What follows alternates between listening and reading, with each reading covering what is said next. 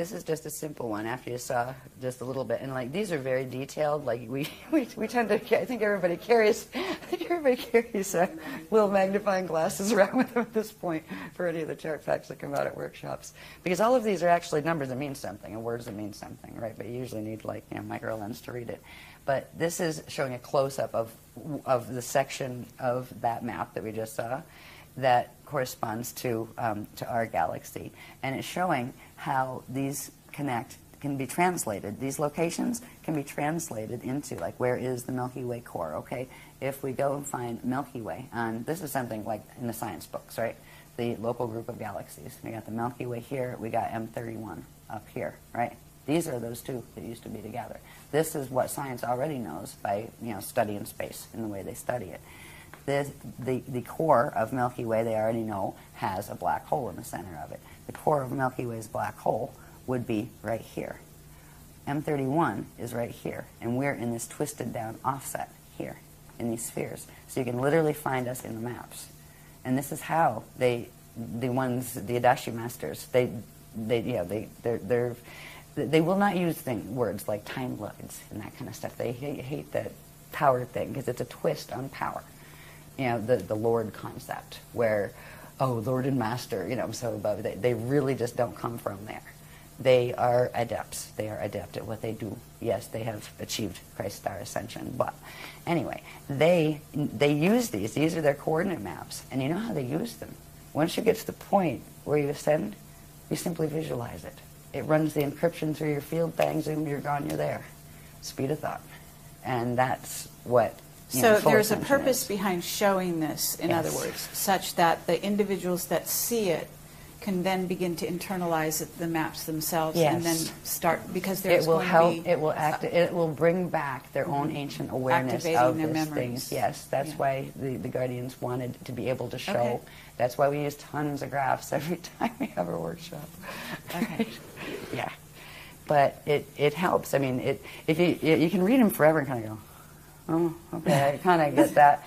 We tell people, don't worry about it. Just watch the sequence. And often it is the sequence. Because they'll show this graph, then they'll show this, and they create a wave, an activation wave. That if you have the codes that correspond to this in you, if you don't, it won't affect you at all. You say, oh, whatever, right? But you will it will help you wake up to the ancient knowledge if you carry it. Is there a correspondence in some of the crop circles? Yes, to both sides. Yeah.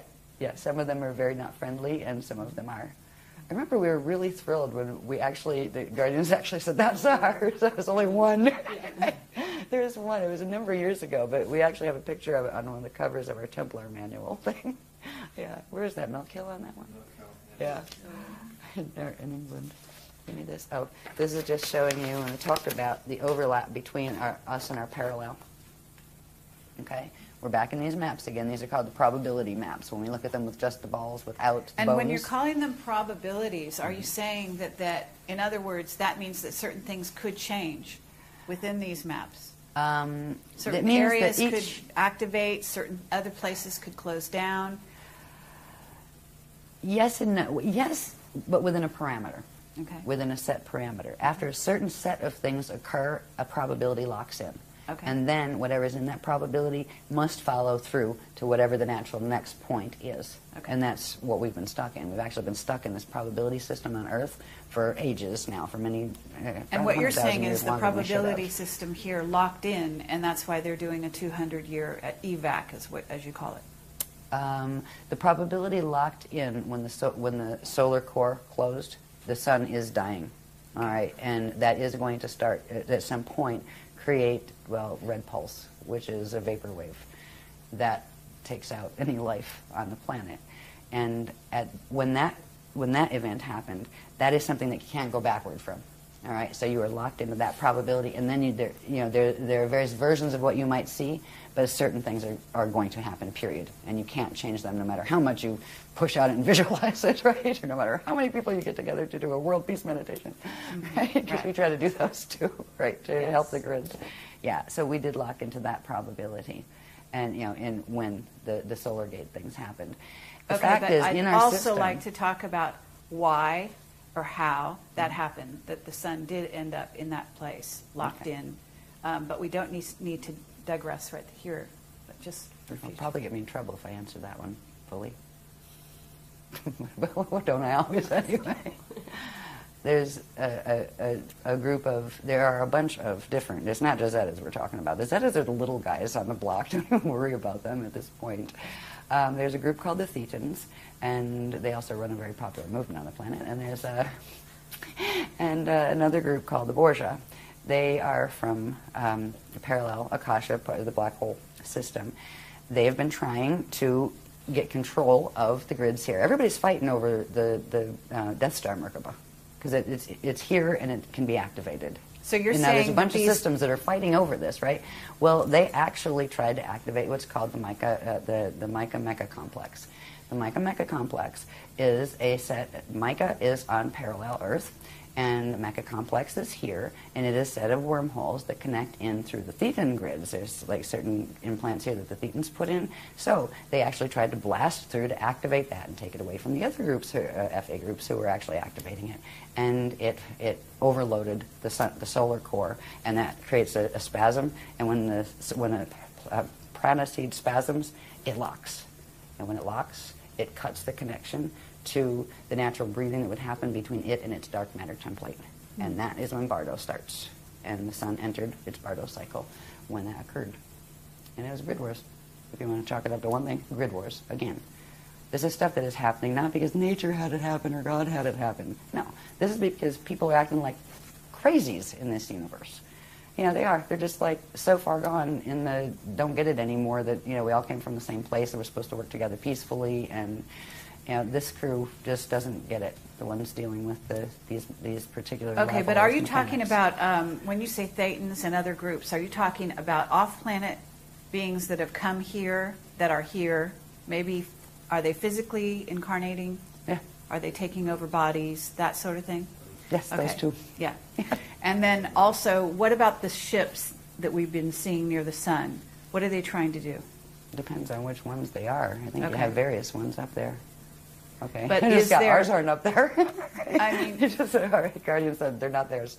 Okay, Right? but if they're there, in other words, if the sun is basically locked into this, then what would be the purpose of having ships there at this time? Okay, and it's got 2012, 2012, 2012. There's an alignment that's occurring in 2012 that has to do with the solar core. And whether or not its prana seed is working, the alignment occurs because it doesn't involve the Rasha body or the dark matter template. They just said it has to do with 2012. I wonder if this has to do with what this workshop's about. See, every workshop they reveal another level of something, and this time they're revealing stuff about what they're calling the ancient arrow sites, the 12 plus 24 ancient arrow sites that the Guardians are activating this weekend. Okay. Yeah. Well, We'll know about it Monday. that brings us into the wing material, and we want to address that as well at some point. That's a better point after Monday, because that's what they're going to talk about in this workshop. Okay, well, there's a and I didn't know synchronicity they haven't mentioned it since Voyages was written. Mm-hmm. And I was just like, looked at some of the pictures, felt the encryption, going, oh boy, it's that stuff. Okay, pretty, but right? Thank you. Some of it's all right, but some of it has that twist to it. But all of a sudden, I mean, what is the name of it? I don't have the thing here. It was a really funny title. No. they called the workshop the what is it? The makers of wings and other things. Okay. Yeah, and it's not just about that. And it's not the people that are involved with the wing makers site. These people are well-meaning people, and it's fascinating, and they're trying to figure out what it is. Sure. But it's the particular group of the ETs that they're dealing with. These are a group of Nephilim. All right, they're called the Cortium, and they are part what is called the Necromaton Andromi hybrid with Jehovian Anunnaki. All right, the Necromaton Andromi are known as the Beetle people. All right, they had a lot to do with ancient Egypt and stuff. Yeah, and scarab worship and things, because their home form looks like that. Anyway, stop. Okay, just got anyways. Okay. Talk about wing makers later. Okay. Okay. But I don't want to offend any of the wing makers people. I'm sure they mean well, but what we didn't know is Yeah, so they're saying, okay, we're going to do Wingmakers, so I have to go look up a little bit on it and say, what is this stuff anyway? And it's, you know, all the sites I saw have the same story, and I have about a 4-second attention span when it comes to stuff I'm really not interested in anyway, unless the beloveds tell me I have to read it. And there's nothing there that said anything except, oh, there might be a few other sites, there might be 7. The Guardian said they're the 7 broken arrows. We'll call them the ancient arrow sites, all of them. They're our sites. They were our sites. There are 7 of them that have been compromised, but there are 12 primary plus 24. So we're going to learn about what they are in this workshop. It's news to me, but I have a feeling they're connected to the Spanner gates, the Navajo gates. I just have a feeling. They're the one set of gates they haven't revealed the locations for, except for one. So you're talking about 24, and that corresponds to the 24 DNA and... No, the 24 strands of DNA. Yeah. They use 12s and 24s a lot in things like Stargate configurations and that kind of thing. Usually there's primarily 12, and then there's various other increments of 12. And we have to find out what the 24 other sites are. So it's like, here we go again. I'm one of the people that really enjoys going to workshops because I like what I learn. Because I don't know the information before I go. I don't know if you know this about the presentations. No, I didn't. I'm lucky if I get an itinerary. I've walked into workshops and gone, well, you know, it's the orientation night. Hello, everybody. Thank you for being here. It's one of those mystery workshops. Don't know what it's about yet. I don't even have an itinerary. So you get downloads during the workshop? All during, yeah. Okay. And then how I go do you down and present it them. all? It comes through on a wave, and some of it sticks. And they record it? Some of it sticks. Okay. And diagrams. Diagrams, many diagrams. Okay, interesting. All right, yeah. Very good. Yeah, but it comes through live. It's okay, always live. We're down to 3 minutes, believe Again? it or not. I don't know what happened at this hour. I could probably talk forever. Yeah, okay. What we found neat about these is the fact that, first of all, it was in direct response to the techniques that the Guardians said to do. And they didn't let us know the first time, right? They said, just do these projection techniques and things. And it was a big surprise, right? And then they told us the calling, how to actually call them, and they showed up again. And they are the intricate ones and that kind of stuff. But it wasn't just like one person with a camera. This was like a whole bunch of different people, some of them the first time at a workshop, you know, saying, do I want to go to workshops or not, you know, getting orb pictures. And it was just like one of those little gifts, you know, from the universe kind of thing. You go, cool, we got orbs. We never looked for orbs. They found us. But now it's becoming important because we're learning a lot more about the orbs and what it means in relation to what needs to be done for 2012. Okay. You know, they're teaching us how to become orb whisperers, as they say. And it's hilarious because, like, when we're doing the dancing and drumming circles, you'll see people be like, you know, dancing and stuff, and there'll be orbs like dancing up on their fingers and stuff. That's lovely. Yeah.